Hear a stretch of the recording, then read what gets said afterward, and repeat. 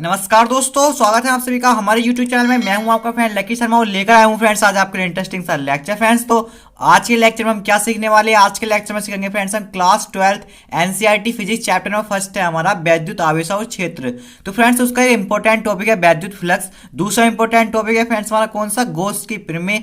तीसरा फ्रेंड्स हमारा गाउस की प्रमेय के अनुप्रयोग। तो फ्रेंड्स हम तीनों ही टॉपिक को एक ही लेक्चर में क्लियर करने वाले हैं फ्रेंड्स। कुछ भी चीज रटेंगे नहीं, सब चीज सीखने वाले हैं। तो फ्रेंड्स इसलिए जो लेक्चर है बहुत ही इंपॉर्टेंट होने वाला है, इसलिए फ्रेंड्स इस लेक्चर को लास्ट तक देखिएगा। आइए लेक्चर को शुरू करते हैं। तो फ्रेंड्स हमारा टॉपिक क्या है? वैद्युत फ्लक्स, यानी कि वैद्युत फ्लक्स क्या होता है फ्रेंड्स। तो मैंने लिख दिया कि वैद्युत क्षेत्र को वैद्युत बल रेखा द्वारा निरूपित करते हैं। ठीक है, वैद्युत बल रेखा द्वारा किसे निरूपित करते हैं फ्रेंड्स? वैद्युत क्षेत्र को। तो फ्रेंड्स इसकी जो डेफिनेशन है वो क्या है वैद्युत फ्लक्स की? किसी वैद्युत क्षेत्र में खींचे गए किसी काल्पनिक पृष्ठ से गुजरने वाली वैद्युत बल रेखाओं की संख्या उस पृष्ठ से बद्ध अथवा पृष्ठ से गुजरने वाला वैद्युत फ्लक्स कहलाती है। यहाँ पे फ्रेंड्स दूसरे शब्द में कह दो कि भाई वैद्युत क्षेत्र में खींचा गया कोई काल्पनिक पृष्ठ है, उस पृष्ठ से जितनी वैद्युत बल रेखाओं गुजरेंगी उनकी जो संख्या होगी ना वो वैद्युत फ्लक्स कहलाती है। ठीक है, तो वैद्युत फ्लक्स को फ्रेंड्स हम φe से प्रदर्शित करते हैं। यह कैसी राशि है? यह अदिश राशि है। ठीक है, तो फ्रेंड्स आप थ्योरी को देखकर घबराओ मत जा करो, क्योंकि फ्रेंड्स मैं आपको जो ना हर चीज क्लियर करा दूंगा। किसके थ्रू? चित्र के थ्रू। मैं कर रहा हूं फ्रेंड्स, मैं जो हूं अब एक समान वैद्युत क्षेत्र ले रहा हूं। ठीक है फ्रेंड्स, मैं ले लिया वैद्युत क्षेत्र ई ले लिया।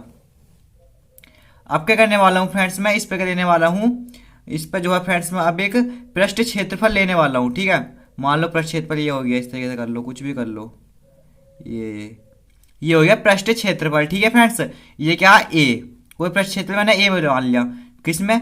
पहले मैंने क्या करा, मैंने एक समान वैद्युत क्षेत्र लिया, फिर मैंने उस पर क्या किया फ्रेंड्स, मैंने कोई पृष्ठ क्षेत्रफल लिया ए। ठीक है, अब मैं क्या लूंगा फ्रेंड्स, इसका एक अल्पांश क्षेत्रफल डीए ले रहा हूँ, इसका अल्पांश क्षेत्रफल डीए। ठीक है, ये जो डीए की जो फ्रेंड्स जो दिशा हो रही है ना फ्रेंड्स, इस डीए की जो दिशा है फ्रेंड्स वो क्षेत्रफल अवयव के बाहर की ओर खींचे गए अभिलंब, बाहर की ओर खींचे गए अभिलंब मान लो ये हो गया, चलो बाहर की ओर खींचे गए अभिलंब के अनुदिश होगी। इस क्षेत्रफल अवयव डीए वेक्टर की जो दिशा होने वाली है ना फ्रेंड्स, डीए वेक्टर की दिशा जो है बाहर की ओर खींचे गए अभिलंब के अनुदिश होगी। ठीक है फ्रेंड्स, तो जो चीज चित्र होता है ना बस इतनी सी बात है। बस देखो पहला डेफिनेशन क्या थी हमारी कि वैद्युत फ्लक्स क्या होता है। तो फ्रेंड्स कोई वैद्युत क्षेत्र है, उसमें कोई काल्पनिक पृष्ठ है। ठीक है, उस काल्पनिक पृष्ठ से जितनी भी वैद्युत बल रेखाएं गुजरेंगी ना तो उनकी संख्या को हम वैद्युत फ्लक्स कहेंगे। इसे फाई से प्रदर्शित करते हैं। ठीक है, चित्र के थ्रू मैंने क्या बता दिया आपको, मैंने फ्रेंड्स एक वैद्युत क्षेत्र लिया। ठीक है, उसमें क्या करा फ्रेंड्स, मैंने कोई पृष्ठ क्षेत्रफल लिया ए, उसका अल्पांश की जो डी से दर्शाते हैं ना, अल्पांश क्षेत्रफल डीए लिया फ्रेंड्स। उसका जो सदिश है ना, उसकी जो दिशा होगी ना फ्रेंड्स क्षेत्रफल वेक्टर की, वो जो होगी फ्रेंड्स बाहर की ओर खींचे गए क्षेत्रफल अवयव से बाहर की ओर खींचे गए अभिलंब के अनुदिश होगी। ठीक है फ्रेंड्स, इसी चीज को देखो अगर थ्योरी के रूप में लिखा जाएगा, देखो कि माना कोई पृष्ठ क्षेत्र पर किसी असमान वैद्युत क्षेत्र ई के भीतर स्थित है। जी हाँ, यही बताइए मैंने बात आपको। माना इस पृष्ठ पर कोई अल्पांश क्षेत्रफल डीए है जो कि सदिश रूप में क्षेत्रफल वेक्टर डीए वेक्टर के रूप में निरूपित है। ठीक है, जिसकी दिशा इस क्षेत्रफल अवयव के बाहर की ओर खींचे गए अभिलंब के दिशा के अनुदिश है। बिल्कुल यही बात है। ठीक है भाई, तो आपको कुछ ये थ्योरी थोड़ा याद करनी है, आपको चित्र समझना। ठीक है, चित्र समझ लोगे तो आप अपनी लैंग्वेज में लिखना है ये थ्योरी। ठीक है, मेरी लैंग्वेज लिखने की कोई जरूरत नहीं है, अपनी लैंग्वेज में लिखना, तो आपको याद करने की जरूरत नहीं पड़ेगी। तो आगे हमारा माना इस क्षेत्रफल अवयव डीए पर वैद्युत क्षेत्र की तीव्रता कितनी है फ्रेंड्स? ई वेक्टर है, तब संपूर्ण क्षेत्रफल ए से जाने वाला वैद्युत फ्लक्स क्या होगा फ्रेंड्स? तो मैं बता दूं आपको, देखो फाई ई बराबर फाई ई फिर क्या आ गया? ई vector into D A vector. Friends क्या ये बात चल रही है? जो चल रही है हमारी संपूर्ण क्षेत्रफल। फ्रेंड्स संपूर्ण क्षेत्रफल के लिए इसको है समाकलन। ठीक है, समाकलन का मतलब क्या होता है फ्रेंड्स? कुल किया हुआ कार्य या कुल घिरा हुआ क्षेत्रफल। तो फ्रेंड्स यहां से क्या हमने गेन कर लिया कि इस क्षेत्रफल अगर डीए पर वैद्युत क्षेत्र की तीव्रता ई वेक्टर हो गई थी, तो तब संपूर्ण क्षेत्रफल ए से गुजरने वाला वैद्युत फ्लक्स निकालना था। तो फाई ई बराबर क्या आ गया हमारा फ्रेंड्स? समाकलन ई वेक्टर इंटू डीए वेक्टर। ठीक है फ्रेंड्स, ये संपूर्ण का है। अगर खाली फ्रेंड्स उसका होता किसका? अल्पांश का होता तो ये समाकलन का चिन्ह नहीं आता। ठीक है फ्रेंड्स, तो आगे के लिए पेज इंसर्ट कर लेते हैं। तो फ्रेंड्स अब हम क्या निकालने वाले हैं? हम जो है वैद्युत फ्लक्स का एसआई मात्रक है बी में सूत्र निकालेंगे। ठीक है, तो फ्रेंड्स सूत्र से निकालेंगे हम। सूत्र क्या है फ्रेंड्स? वैद्युत फ्लक्स रहा फाई ई, यानी वैद्युत फ्लक्स फाई ई बराबर किसका हो गया? ई ए के। ठीक है, ई ए के। और तो इस सूत्र के अनुसार फ्रेंड्स देखो, वैद्युत फ्लक्स बराबर क्या हो गया फ्रेंड्स, वैद्युत क्षेत्र क्या होता है फ्रेंड्स, न्यूटन प्रति कूलाम होता है ना, न्यूटन प्रति कूलाम होता है इसका मात्रक, ठीक है, गुणा क्षेत्रफल क्या होता है फ्रेंड्स, लंबाई गुणा चौड़ाई, यानी इसका जो मात्रक होता है मीटर स्क्वायर होता है, मीटर स्क्वायर। तो फ्रेंड्स वैद्युत फ्लक्स का जो मात्रक आ गया हमारा, यानी कि फाई का जो मात्रक आ गया फ्रेंड्स, क्या आ गया हमारा, न्यूटन मीटर स्क्वायर प्रति कूलाम, ठीक है। अब इसके थ्रू जो है फ्रेंड्स हम क्या निकालने वाले हैं, इसकी बीमा निकालने वाले हैं। तो फ्रेंड्स वैद्युत फ्लक्स की जो बीमा होगी ना, वो क्या होगी, तो न्यूटन न्यूटन यानी बल की बीमा क्या होती है फ्रेंड्स, MLT-2 और इनटू मीटर स्क्वायर। तो फ्रेंड्स बीमा में लंबाई चौड़ाई विस्थापन को इनमें काय में लेते हैं फ्रेंड्स, एल में लेते हैं, तो ये एल स्क्वायर अपॉन कुलाम। कुलाम क्या होता है फ्रेंड्स हमारा, क्या होता है, क्यों होता है ना कुलाम, आवेश का मात्रक होता है। तो फ्रेंड्स आवेश का होता है IT, तो IT की बीमा क्या होने वाली है फ्रेंड्स, आई के लिए क्या आता है A और T के लिए कैपिटल T। फ्रेंड्स इसको थोड़ा सा सोल्व कर लिख दो बस। तो क्या होने वाला है फ्रेंड्स ना, ML, A की वो है घात इसके 2 है, तो कितनी ML क्यूब, T माइनस 2 है और ये ऊपर जाएगा माइनस के लिए, तो T माइनस के क्यूब, ठीक है, और A माइनस के 1। समझ में आ गई फ्रेंड्स आपको इसकी बीमा क्या हुई, ML3 T-Q A-1। तो फ्रेंड्स अब जो सबसे ज्यादा इंपॉर्टेंट टॉपिक है वो आने वाला है, जी हाँ आपकी स्क्रीन पर आ चुका है। क्या है फ्रेंड्स हमारा, कि गाउस की प्रमेय क्या होती है फ्रेंड्स, ठीक है। तो मोस्ट इंपॉर्टेंट है, ये आपको अच्छे से सीखना पड़ेगा। तो क्या है फ्रेंड्स, इस प्रमेय के अनुसार किसी बंद पृष्ठ ए से गुजरने वाला वैद्युत फ्लक्स फाई ई उस पृष्ठ द्वारा परिबद्ध कुल आवेश Q का 1/ε0 गुना होता है। इतनी चीज समझ में आई, यानी कि इस प्रमेय के अनुसार कोई बंद पृष्ठ ए लिया जाएगा, ठीक है, कोई बंद पृष्ठ लिया जाएगा, ठीक है, और उससे जो गुजरने वाला जो वैद्युत फ्लक्स होगा ना, उसमें जो परिबद्ध आवेश होगा ना, उस परिबद्ध आवेश का कितना गुना होगा, 1/ε0 गुना होगा।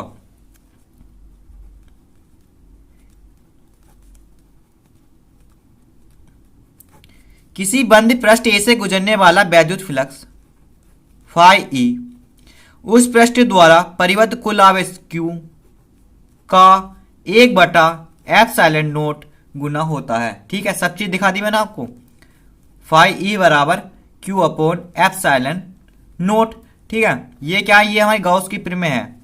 अब क्या फ्रेंड्स, हमें क्या पता है, पिछले पेज पर मैंने बताया था आपको, परंतु क्या था कि फाई ई बराबर किसके था फ्रेंड्स, हो मतलब जो वैद्युत फ्लक्स किसके बराबर था, वो था हमारा समाकलन ई vector into D A vector के। ये चीज तो आपको मैंने निकलवा दी थी, ड्राइव करवा दी थी, ठीक है। और फ्रेंड्स फाई बराबर क्या होगा, क्यू अपॉन ε0 के।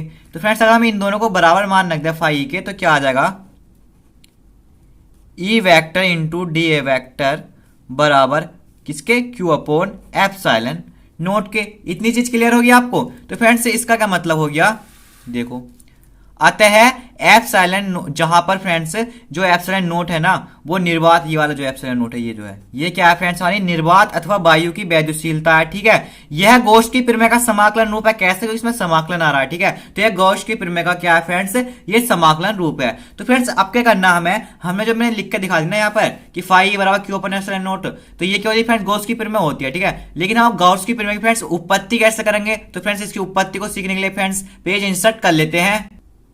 तो फ्रेंड्स मैंने पेज इंसर्ट कर लिया, हेडिंग है हमारा क्या, उत्पत्ति। आप फ्रेंड्स फिर कहोगे कि इतनी बड़ी थ्योरी फिर से आ गई, तो मैं आपको बता दूं फ्रेंड्स, ये थ्योरी आपको बिल्कुल भी याद नहीं करनी है। इसके आगे जो मैं चित्र में समझाऊंगा ना फ्रेंड्स, उस चित्र को समझ के ये थ्योरी आपको खुद लिखनी पड़ेगी, ठीक है। अगर आप इसे याद करोगे तो फ्रेंड्स कब तक याद करोगे, ठीक है। तो अपने शब्दों में थ्योरी लिखना सीखोगे कब, जब मैं आपको चित्र बता दूंगा।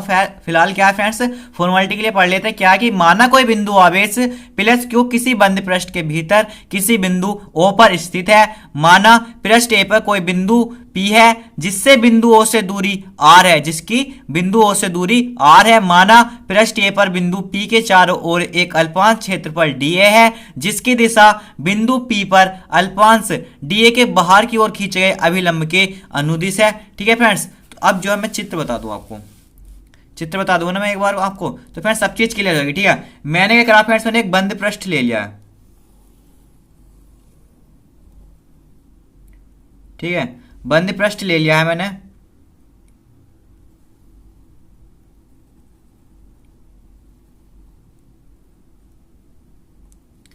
ये हो गया हमारा कोई फ्रेंड्स बंद पृष्ठ हो गया, ठीक है। अब मैं क्या करने वाला हूं फ्रेंड्स, इसमें मैंने कोई बिंदु मान लिया O, इस पे क्या करा फ्रेंड्स, मैंने प्लस क्यू आवेश ले लिया। अब इस बिंदु O से R दूरी पर फ्रेंड्स मैंने एक अन्य बिंदु ले लिया, ठीक है। किस पर, इस पृष्ठ पर, बंद पृष्ठ पर। ये ले लिया मैंने बिंदु P। ये चीज समझ गई। सबसे पहले मैंने क्या फ्रेंड्स, एक बंद पृष्ठ लिया, उसके बीच में फ्रेंड्स, उसके पृष्ठ में मैंने एक बिंदु ले लिया फ्रेंड्स, बिंदु O बंद पृष्ठ में, जिस पर प्लस क्यू आवेश है, ठीक है फ्रेंड्स। अब क्या इसे दो, इस चीज से मिला दो, ये हुई ये। इतनी चीज समझ में आ गई। ये जो फ्रेंड्स हो ना, ये हमारा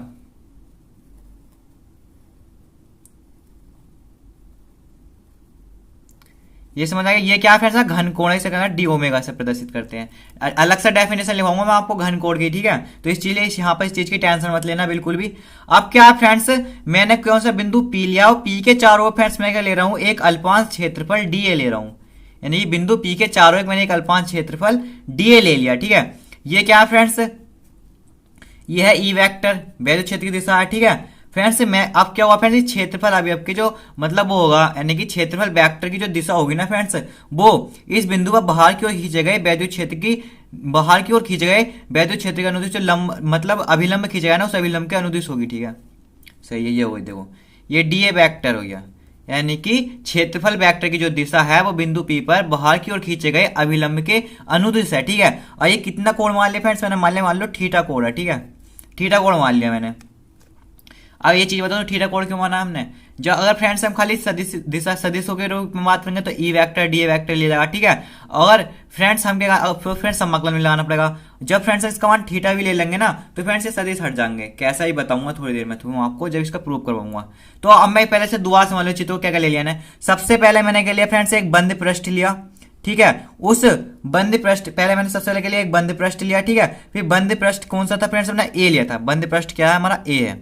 फिर क्या फ्रेंड्स, मैंने क्या करा, इसके भीतर एक बिंदु O पर प्लस क्यू आवेश लिया, फिर उससे R दूरी पर एक बिंदु पृष्ठ पर कौन सा लिया, P लिया, ठीक है। फिर क्या था फ्रेंड्स, P के चारों ओर मैंने एक अल्पांश क्षेत्रफल DA लिया। इस क्षेत्रफल वेक्टर की जो दिशा थी फ्रेंड्स, वो बिंदु P पर बाहर की ओर खींचे गए अभिलंब के अनुदिश थी। तो इतनी चीजें क्लियर हुई फ्रेंड्स आपको। अब क्या आगे देख लो, एक मिनट। क्या है फ्रेंड्स, ये है कि बिंदु O पर रखे बिंदु आवेश प्लस Q के कारण बिंदु P पर वैद्युत क्षेत्र क्या ई वेक्टर है, जिसकी तीव्रता, ठीक है। इसकी तीव्रता फाइंड करनी है फ्रेंड्स, पेन ले लेता हूं मैं। क्या आगे फ्रेंड्स, E बराबर क्या होता है उसका फॉर्मूला, वैद्युत क्षेत्र तीव्रता 1/4 pi epsilon not Q upon R square. देखो इस बार प्लस क्यू आवेश के कारण बिंदु P पर वैद्युत क्षेत्र की तीव्रता फ्रेंड्स क्या होगी, 1/4 पाई एप्सिलॉन नॉट, ठीक है। आवेश क्या प्लस क्यू, तो प्लस क्यू लिख दिया मैंने, देखो प्लस क्यू लिख दिया मैंने। फिर क्या फ्रेंड्स, इनके बीच की दूरी जो होती है, ठीक है। तो फ्रेंड्स ये दूरी कितनी है इसमें, ये दूरी फ्रेंड्स R है चित्र में, ठीक है। तो इसलिए फ्रेंड्स क्या हो गया, Q अपॉन R स्क्वायर। तो इसे क्या मान लिया फ्रेंड्स, मैंने कंडीशन नंबर 1 मान लिया। और इसकी दिशा बताना चाहो फ्रेंड्स आप इस वैद्युत क्षेत्र की तीव्रता की, तो क्या होगी, देखो आपको क्या पता है फ्रेंड्स, वैद्युत क्षेत्र की तीव्रता जो होती है वो प्लस से दूर भागती है। तो फ्रेंड्स ये किधर को भागेगी, इधर को भागेगी ना, ये देखो इधर को भागेगी, यानी कि O से P के अनुदिश होगी इसकी दिशा। क्या होगी इसकी, O से P के अनुदिश। तो फ्रेंड्स आगे के सॉल्यूशन के लिए फ्रेंड्स मैं पेज इंसर्ट कर लेता हूं। तो फ्रेंड्स आगे हमारा, यदि वैद्युत वेक्टर ई वेक्टर तथा क्षेत्रफल वेक्टर डीए वेक्टर के बीच का कोण थीटा है, तो अल्पांश क्षेत्रफल डीए से गुजरने वाला बाहर की ओर दिष्ट वैद्युत फ्लक्स, ठीक है फ्रेंड्स। तो मैं चित्र में बताया था आपको, एक बार और बता देता हूँ, रफली बता देता हूँ, देखो इधर घूमा आपको ये, ठीक है। तो फ्रेंड्स क्या था हमारा, ये क्या था, ई वेक्टर था ना, और ये क्या था फ्रेंड्स, डीए वेक्टर था चित्र में हमारे। अभी से कोण क्या था, थीटा था। ये चीज कही है इसमें कि यदि वैद्युत वेक्टर ई वेक्टर तथा क्षेत्रफल वेक्टर डीए वेक्टर के बीच का कोण थीटा हो, तो अल्पांश क्षेत्रफल डीए से गुजरने वाला बाहर की ओर दिष्ट वैद्युत फ्लक्स। फ्रेंड्स जब अल्पांश की बात आती है ना, तो हमें डी के थ्रू लिखाते हैं, यानी कि डी फाई ई। क्या होगा friends, E vector into D A vector.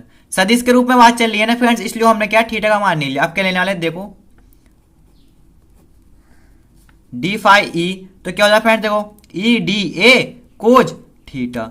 इस फ्रेंड्स इस कोण को न दर्शाना पड़े, इसलिए तो फ्रेंड्स हम इसके सदिशों को दिखाते हैं। जब फ्रेंड्स ने थीटा का मान दर्शा दिया है तो ई डी ए कोस थीटा। इतनी चीज समझ में आ गई आपको। अब क्या करने वाले फ्रेंड्स, हम समीकरण एक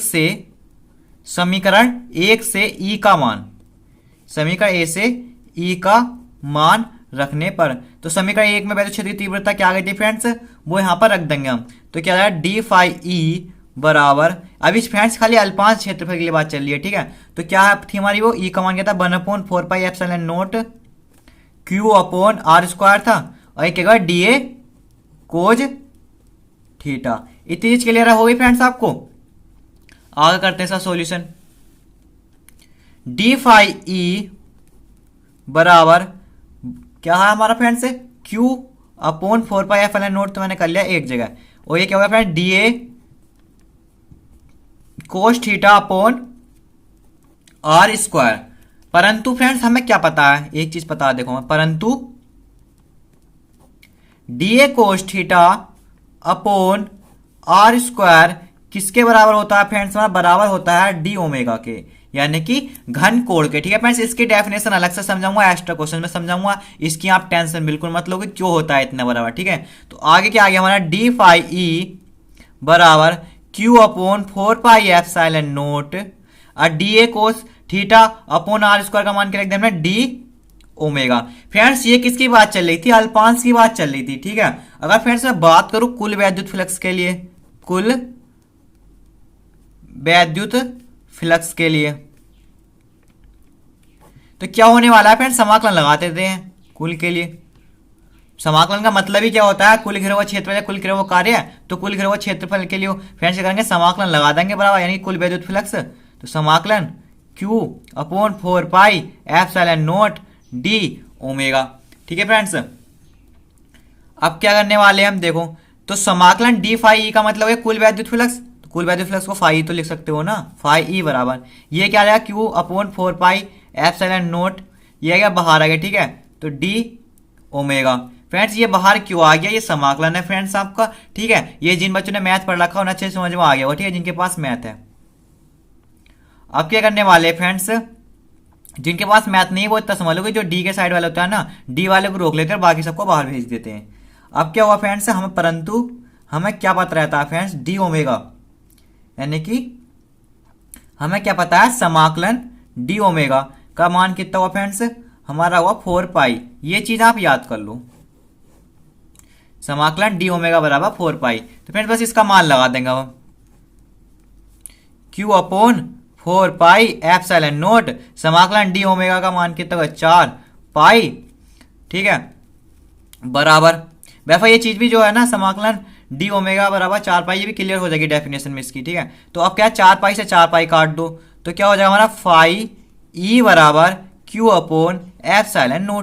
फ्रेंड्स यही तो हमारी गॉस की प्रमेय थी। गॉस की प्रमेय क्या थी फ्रेंड्स, कि किसी पृष्ठ ए से गुजरने वाला वैद्युत फ्लक्स फाई ई उस पृष्ठ से परिबद्ध आवेश Q का ε0 गुना होता है, 1/ε0 गुना होता है। तो फ्रेंड्स हमने गॉस की प्रमेय के लिए फ्रेंड्स क्या कर दिया, हमने इसके जो गॉस की प्रमेय के लिए फ्रेंड्स ने व्यंजक को क्या प्रूव कर दिया, यानी गॉस की प्रमेय को हमने फ्रेंड्स सिद्ध कर दिया है। तो फ्रेंड्स अब क्या करेंगे, हम गॉस की प्रमेय के अनुप्रयोग को सीखेंगे फ्रेंड्स। तो गॉस की प्रमेय को अनुप्रयोग के लिए फ्रेंड्स मैं पेज इंसर्ट कर लेता हूं। तो फ्रेंड्स अब हम सीखेंगे गॉस की प्रमेय के अनुप्रयोग। तो गॉस की प्रमेय के फ्रेंड्स 3 अनुप्रयोग है। पहला अनुप्रयोग सीखेंगे हम कि एक समान रूप से आवेशित गोलीय कोश के कारण वैद्युत क्षेत्र की तीव्रता, ठीक है, माना r त्रिज्या के किसी गोलीय कोश को प्लस q आवेश दिया जाता है, ठीक है, जो उसके पृष्ठ पर एक समान रूप से वितरित रहता है, ठीक है। यदि हम फ्रेंड्स कुछ गोलीय कोश को हम आवेश देते हैं ना फ्रेंड्स, जो वो आवेश हो जाता है ना उसके पृष्ठ पर वितरित हो जाता है एक समान रूप से। तो फ्रेंड्स हम 3 तरीके से निकालेंगे इसके, यानी कि यदि फ्रेंड्स कोई बिंदु जिस पर हमें वैद्युत क्षेत्र की तीव्रता निकालनी है, ठीक है, वो गोलीय कोश के बाहर स्थित हो, या फिर फ्रेंड्स गोलीय कोश के पृष्ठ पर स्थित हो, या फिर फ्रेंड्स गोलीय कोश के भीतर स्थित हो। तो पहली कंडीशन है हमारी फ्रेंड्स गोलीय कोश के बाहर। तो फ्रेंड्स देखो क्या है, गोलीय कोश के बाहर माना गोलीय कोश का केंद्र बिंदु O पर इस कोश के केंद्र O से r दूरी पर कोश के बाहर स्थित किसी बिंदु पर विद्युत क्षेत्र की तीव्रता ज्ञात करनी है। फ्रेंड्स थ्योरी तो आपको इतनी जरूरत ही नहीं, जब आप फ्रेंड्स चित्र समझ लोगे तो, ठीक है।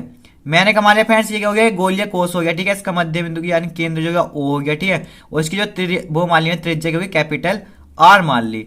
और क्या कह रहा है फ्रेंड्स, ये इससे आर दूरी पर, ठीक है, इससे आर दूरी पर एक बिंदु क्या है फ्रेंड्स, हमारा एक बिंदु पी है, जिस पर हम वैद्युत क्षेत्र की तीव्रता निकालनी है फ्रेंड्स। तो फ्रेंड्स इससे जब हम प्लस क्यू आवेश देंगे इस गोलीय कोष को, तो वो क्या फ्रेंड्स इसके पृष्ठ पर एक समान रूप से क्या हो जाएगा, वितरित हो जाएगा।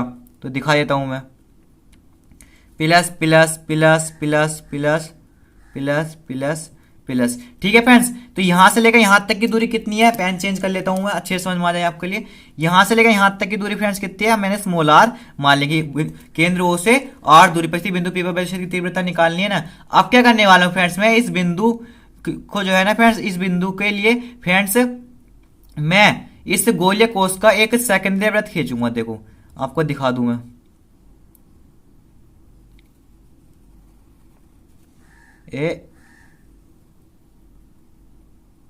देखो, ठीक है फ्रेंड्स। मैंने क्या कर दिया फ्रेंड्स, इसके लिए क्या कर दिया, मैंने एक सेकेंडरी वृत्त खींच लिया, ठीक है। अब क्या करने वाला हूं फ्रेंड्स, मैं यहां पर देखो, अब मैंने क्या करा, इस पी के चारों ओर, बिंदु पी के चारों ओर मैंने क्या करा फ्रेंड्स, एक अल्पांश क्षेत्रफल ले लिया, ठीक है, जिसका अल्पांश क्षेत्रफल डीए ले लिया, अल्पांश क्षेत्रफल मैंने डीए ले लिया फ्रेंड्स। इसमें क्या वैद्युत क्षेत्र की दिशा क्या हुई, ई वेक्टर ये होगी, ठीक है। और फ्रेंड्स जो इसमें मतलब क्षेत्रफल वेक्टर की जो दिशा होगी ना फ्रेंड्स, वो इसके यानी कि बिंदु पी के बाहर की ओर खींचे गए अभिलंब के अनुदिश होगी, यानी कि इसके समांतर होगी, ठीक है फ्रेंड्स। ई वेक्टर के समांतर हुई किसकी दिशा, डीए वेक्टर की, ठीक है। यानी कि क्षेत्रफल वेक्टर की वैद्युत वेक्टर के दिशा जो समांतर होगी, दिशा जो होगी फ्रेंड्स हमारी समांतर होगी, ठीक है। इतनी चीज सीख ली फ्रेंड्स। तो इस चित्र में मैं एक बार और बता दूं, रिपीट करा देता हूं आपको, चित्र समझना बहुत ही इंपॉर्टेंट होता है फ्रेंड्स। सबसे पहले क्या किया फ्रेंड्स, मैंने एक गोलीय कोष लिया, उसका केंद्र ओ लिया, उसकी त्रिज्या कैपिटल आर मानी, उसके केंद्र ओ से आर स्मॉल आर दूरी पर एक बिंदु पी लिया, जिस पर वैद्युत क्षेत्र की तीव्रता ज्ञात करनी है। फिर फ्रेंड्स मैंने क्या किया, फिर फ्रेंड्स मैंने ओ से पी की त्रिज्या आर मानकर फ्रेंड्स मैंने क्या एक सेकेंडरी वृत्त खींच लिया, ठीक है। सेकेंडरी वृत्त यानी कि गोलीय पृष्ठ भी कहेंगे, ठीक है हम इसे। तो फ्रेंड्स क्या होगा, फिर फ्रेंड्स मैंने क्या करा, पी के बिंदु पी के चारों ओर एक क्षेत्रफल अवयव डीए ले लिया, ठीक है। फिर क्या हुआ फ्रेंड्स की क्षेत्रफल वेक्टर डीए वेक्टर की जो दिशा हुई ना फ्रेंड्स, वो किसके अनुदिश होगी, वो होगी फ्रेंड्स वैद्युत क्षेत्र वेक्टर ई वेक्टर का अनुदिश होगी, इनकी जो दिशा होगी आपस में समांतर होगी, ठीक है फ्रेंड्स। इसी चीज को देखो अगर थ्योरी में लिखूंगा मैं, तो अगर आप चित्र समझ लेते हो ना फ्रेंड्स, तो आपको थ्योरी याद करने की कुछ भी जरूरत नहीं है, अपने शब्दों में थ्योरी बना सकते हो। क्या है फ्रेंड्स, देखो इसके लिए हम बिंदु पी से जाने वाला आर त्रिज्या का सेकेंडरी वृत्त गोलीय पृष्ठ खींचते हैं, ठीक है। इतनी समझ में आ गई। फिर क्या, इस गोलीय पृष्ठ को गोशन पृष्ठ भी कहते हैं। इस पृष्ठ पर स्थित एक बिंदु पी के चारों ओर एक क्षेत्रफल अवयव डीए लेते हैं, जिसका संगत क्षेत्रफल वेक्टर डीए वेक्टर है, जिसकी दिशा क्षेत्रफल अवयव डीए पर बाहर की ओर दिष्ट अभिलंब के अनुदिश होगी। सब चीज तो भैया जो मैंने समझा दिया आपको। चूंकि गोशन पृष्ठ तथा आवेशित गोलीय कोश सेकेंद्रीय है, अतः गोशन पृष्ठ के प्रत्येक बिंदु पर वैद्युत क्षेत्र का परिणाम ई समान है तथा पृष्ठ पर खींचे गए अभिलंब की ओर दिष्ट होगा, ठीक है। ये वाली लाइन में एक चीज एक बार और समझा चित्र में।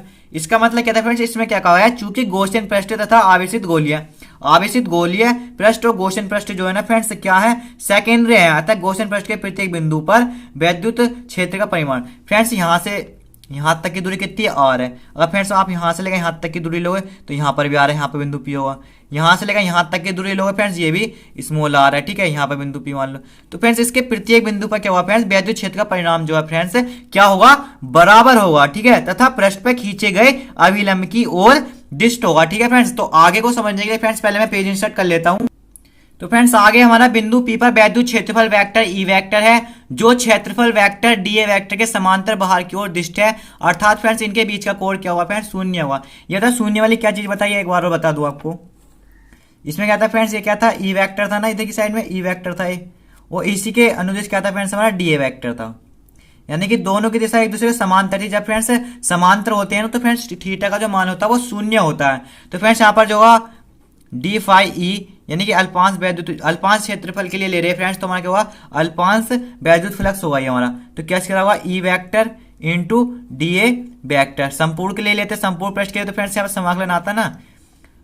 तो अब क्या हुआ फ्रेंड्स, देखो ई डी ए ये वेक्टर किस चीज को दर्शाते हैं फ्रेंड्स, ये थीटा के मान को दर्शाते हैं। जब मैं थीटा का मान ले रहा हूं यहाँ पे कितना कोस 0, तो इन वेक्टर को हटा दो फ्रेंड्स। कोस 0 का मान कितना होता है, 1 होता है, तो ई डी ए करना, ई डी ए, तो डी फाई ए का मान तो ये आ गया हमारा, ठीक है। ये अब क्या करूंगा फ्रेंड्स मैं, अब मैं अतः गौसियन पृष्ठ से गुजरने वाला, अतः गौसियन पृष्ठ से गुजरने वाला कुल वैद्युत फ्लक्स, से गुजरने वाला कुल वैद्युत फ्लक्स। फ्रेंड्स अब आपको समझ में आ गया कि मैं थ्योरी को लिख लेता हूं पहले। जब मुझे 2 लाइन लिखने में इतना टाइम लगा फ्रेंड्स, मैं सारी थ्योरी आपके सामने हाथों हाथ लिखता तो आप समझ सकते हैं लेक्चर कितना बड़ा हो जाता है। इसलिए फ्रेंड्स मैं थ्योरी लिख लेता हूं। तो अतः जो समझाने की चीज है वो मैं आपको समझाता हूं। क्या है, अतः गौसियन पृष्ठ से गुजरने वाला कुल वैद्युत फ्लक्स। तो फ्रेंड्स क्या होता है, डी फाई ई पे समाकलन लग जाएगा, तो फ्रेंड्स यहाँ पे भी समाकलन हो जाएगा, दोनों तरफ समाकलन ले लिया मैंने, ई डी ए, ठीक है। अब क्या करने वाला हूँ फ्रेंड्स मैं, जब ये समाकलन डी फाई ई का मतलब ये कुल वैद्युत फ्लक्स, तो क्या मतलब फाई ई बराबर ई फ्रेंड्स बाहर ले लो और डी ए, मैंने समझाने के लिए कहते हैं आपको डी ए की साइड वाले रोक लो और बाकी सबको बाहर भेज दो। तो फ्रेंड्स अब क्या है कि ये जो है ना समाकलन डी ए, इसका मतलब हो गया फ्रेंड्स, यानी कि उस गौसियन पृष्ठ का क्षेत्रफल। फ्रेंड्स किसी भी गोले का क्षेत्रफल क्या होता है, 4 पाई आर स्क्वायर होता है ना, तो इसका जो मान रख देंगे वो 4 पाई आर स्क्वायर रख देंगे, तो आ जाएगा फाई ई बराबर E into 4 pi R square. इसे क्या मान लेंगे, कंडीशन नंबर 1 मान लेंगे, ठीक है। परंतु फ्रेंड्स गौस की परिमेय से देखो, परंतु गौस की परिमेय क्या होती है हमारी, परंतु गौस कहना से, गौस की परिमेय से, गौस की परिमेय से फ्रेंड्स क्या हुआ, फाई बराबर क्या होता है हमारा, फाई होता है किसी बंद पृष्ठ से गुजरने वाला वैद्युत फ्लक्स, फाई ई उस पृष्ठ से परिबद्ध आवेश क्यू का 1/ε0 गुना होता है ना। तो ये क्या फ्रेंड्स कंडीशन नंबर 2 है। अगर फ्रेंड्स मैं समीकरण 1,2 से देखूं, समीकरण 1,2 से, ठीक है, तो 1,2 से मैं क्या करने वाला हूं, अब देखो ये क्या है, ई गुणा 4 पाई आर स्क्वायर, ठीक है, बराबर, यानी कि फाई के मानों को मैंने बराबर कर लिया समीकरण 1,2 से, क्यू अपॉन एप्सिलॉन नोट। तो यहां से फ्रेंड्स ई निकल जाएगा हमारा, ई बराबर हमारा क्या हो जाएगा, ई बराबर हो जाएगा फ्रेंड्स ना 1/4 pi epsilon nought Q upon R square. इतनी समझ में आई फ्रेंड्स आपको।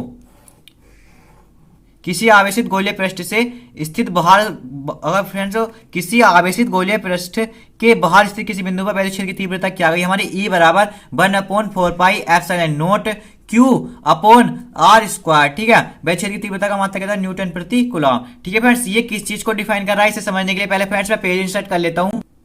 तो फ्रेंड्स मैंने पेज इंसर्ट कर लिया है, ई बराबर 1/4 pi epsilon nought Q upon R square newton प्रति कूलम। ये हमारा आ गया था ना फ्रेंड्स, इसे ये आ गया था हमारा, ये क्या आ गया था फ्रेंड्स, ये आ गया था हमारा किसी आवेशित गोलीय पृष्ठ से बाहर, किसी आवेशित गोलीय पृष्ठ के कारण बाहर स्थित बिंदु पी पर वैद्युत क्षेत्र की तीव्रता आ गई फ्रेंड्स, ठीक है। तो फ्रेंड्स ये किसकी तरह है, ये जो है ना फ्रेंड्स किसी बिंदु Q के कारण उससे r दूरी पर वैद्युत क्षेत्र की तीव्रता E के सूत्र के समान है, ठीक है। हमने क्या निकाला, किसी आवेशित गोलीय पृष्ठ के कारण उसके बाहर स्थित वैद्युत क्षेत्र की तीव्रता, तो दोनों एक से है। तो फ्रेंड्स ये क्या डिफाइन कर रहे हैं, यानी कि जो समान, वो फ्रेंड्स गौसियन पृष्ठ पे क्या होता है फ्रेंड्स, जब हम आवेश देते हैं ना, उसे कोई भी आवेश देते हैं प्लस क्यू, ठीक है, मान लो, तो वो पूरे पृष्ठ पर जो है वितरित हो जाता है। तो इसका मतलब है कि समान रूप से आवेशित गोलीय कोश बाह्य बिंदुओं के लिए, ठीक है, ऐसा व्यवहार करता है जैसा कि उसका संपूर्ण आवेश उसके केंद्र पर स्थित हो, ठीक है। तो फ्रेंड्स ये चीज समझ में आई आपको। अब क्या फ्रेंड, चूंकि प्लस क्यू, एक मिनट रुक जाओ, ये हो गया, फिर क्या फ्रेंड, चूंकि प्लस क्यू आवेश गोलीय कोश के संपूर्ण पृष्ठ पर समान रूप से आवेशित या फिर वितरित है, अतः फ्रेंड्स अब क्या हुआ, गोलीय कोश पर, ये गोलीय कोश पर सिग्मा बराबर, सिग्मा का पता है फ्रेंड्स ये रेखीय आवेश घनत्व होता है friends Q upon L. L की जगह क्या लेंगे फ्रेंड्स, बहुत संपूर्ण पृष्ठ पर होता है ना, गोले का संपूर्ण पृष्ठ क्या हो जाएगा फ्रेंड्स, 4 पाई आर